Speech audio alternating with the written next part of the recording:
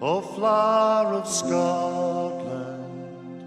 when will we see your like again,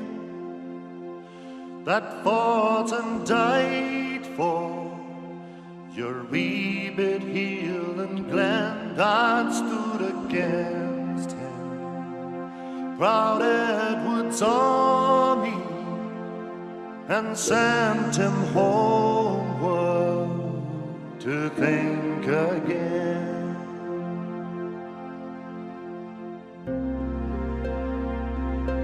The hills are bare now, and autumn leaves lie thick and still,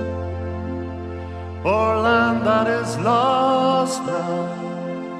which those so dearly held, that stood